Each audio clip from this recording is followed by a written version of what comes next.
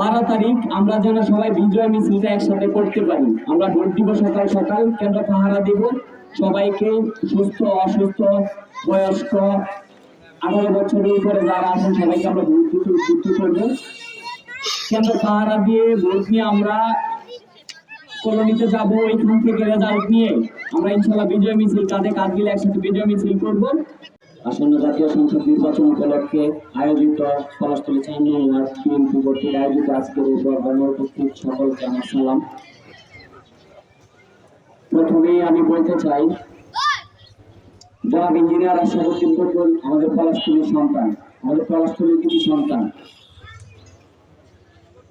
বিগত এক বক্তা বলে গেছেন যে উনি যদি নির্বাচিত হয় আমাদের জন্য এটা অনেক গর্বের হবে যে আমরা বলতে পারবো যে এমপির বাড়ির পাশে আমাদের বাড়ি।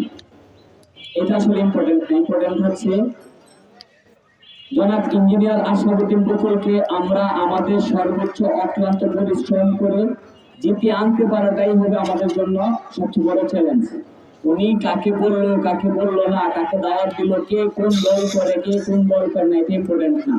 পলাশতলীর সন্তান হিসেবে একটা কথা আছে না যে ঘরের ছেলে খারাপ ও ভালো।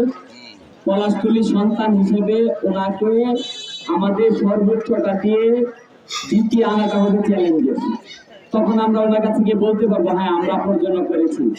তো আমি কথা লম্বা করবো না, আপনাদের শুধু একটি কথা বলতে চাই, 12 তারিখ আমরা যেন সবাই বিজয় মিছিলটা একসাথে করতে পারি। আমরা ভোট দিব সকাল সকাল, কেন্দ্র পাহারা দিব।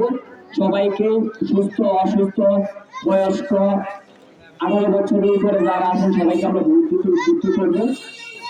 কেন্দ্র পাহারা দিয়ে ভোট নিয়ে আমরা কলোনিতে যাব। ওইখান থেকে রেজাল্ট নিয়ে আমরা ইনশাল্লাহ বিজয় মিছিল, কাঁধে কাঁধ মিলে একসাথে বিজয় মিছিল করব। এই কথা বলে আমি কথা লম্বা না করে আমার সংক্ষিপ্ত বক্তব্য এখানে শেষ করছি। বাংলাদেশ জিন্দাবাদ, বাংলাদেশ জাতীয়তাবাদী দল জিন্দাবাদ, দেশ নেত্রী বেগম খালেদা জিয়া অমর, শহীদ জিয়া অমর, তারুণ্যের অহংকার আমাদের মাননীয় চেয়ারম্যান তারেক রহমান।